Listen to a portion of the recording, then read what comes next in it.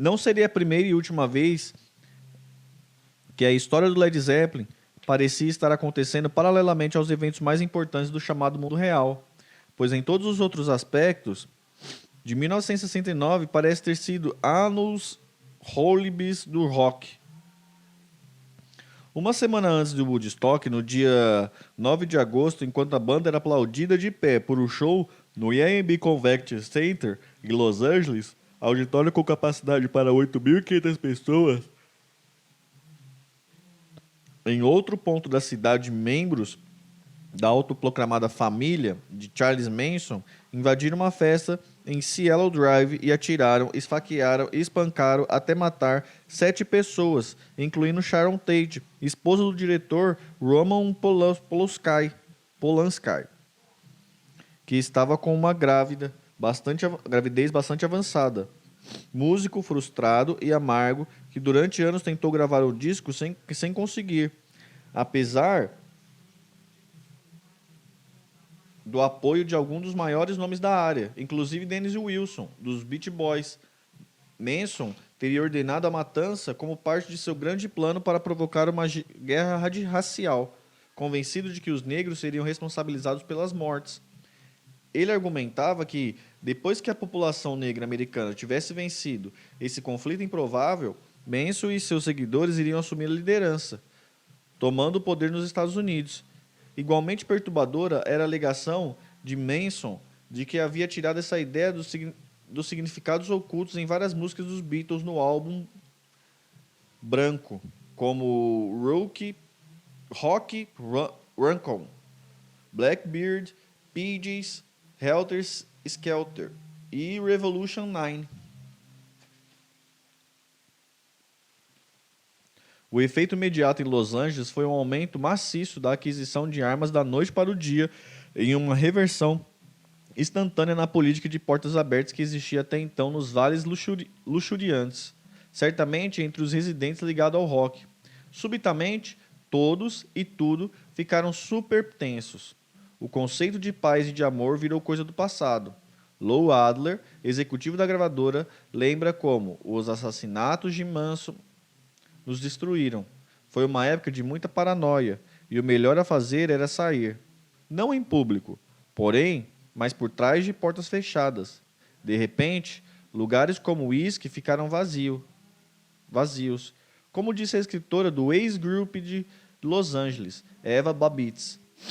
Tudo era tão livre e nunca mais seria livre de novo. Antes dos assassinatos de Manson, um cara de cabelo comprido era um irmão. Agora não dava para saber. No dia 6 de dezembro, o show gratuito dos Stones na pista de Altamont, em São Francisco, terminou com a morte de um garoto negro de 18 anos chamado Meredith Hunter, esfaqueado e espancado até a morte por membros dos Hells Angels de Oakland, quando tentava abrir caminho até o palco. Brandindo um revólver, eles disseram: parecia que o jogo realmente tinha acabado. Nesse show morreram mais de 3 pessoas, 2 atropeladas e uma afogada em um canal de irrigação. Mas o simbolismo da morte de Hunter foi impossível de superar. O momento em que os anos 60 chegaram ao fim se cristalizou para sempre como um assassinato desesperado, brutal e desnecessário de um fã, super excitado com a música de seus heróis em um cenário que se tornou um retrospecto, o negativo exato de que tudo o que Woodstock e os anos 60 deveria representar, o jardim manchado de sangue e raiva e o custo sem precedentes dessas supostas liberdades. Mais uma vez, o Led Zeppelin parecia estar vivendo em uma dimensão quase paralela. Voava cada vez mais alto sobre a terra, enquanto todo mundo estava desabando sobre ela em chamas.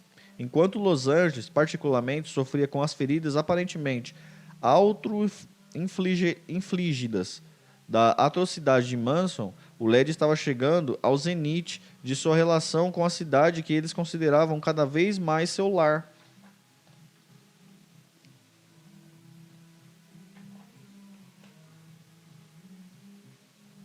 Seu lar espiritual. Aquela foi uma grande época para nós, Plant diria depois. Época decadente em que a música realmente vinha do outro lado da linha. Estávamos sempre tendo contratempos, com tendências predominantes, sem sequer saber que tínhamos feito alguma coisa. Quando tocamos, realmente parecia que habitávamos um universo paralelo, muito distante de tudo mais, incluindo o mundo do rock da época. Considerando tudo, talvez não haja ironia nisso, pois a relação do LED com Los Angeles seria tão profundamente hedonista e depravada que, sob muitos aspectos, é possível argumentar que eles, mais do que qualquer outro artista dos anos 70, acabaram personificando a atmosfera paranoica que dominava a cultura corrompida da cidade. Pois, se 69 foi o ano em que a festa ficou desagradável, o LED era o penetra completamente bêbado, e infiéis invadindo o castelo, com adagas entre os dentes, disposto a estuprar e pilhar senhores da folia.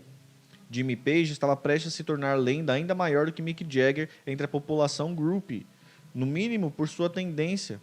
Desde a época em que viajava com os Yardbirds para levar chicotes e algemas na bagagem.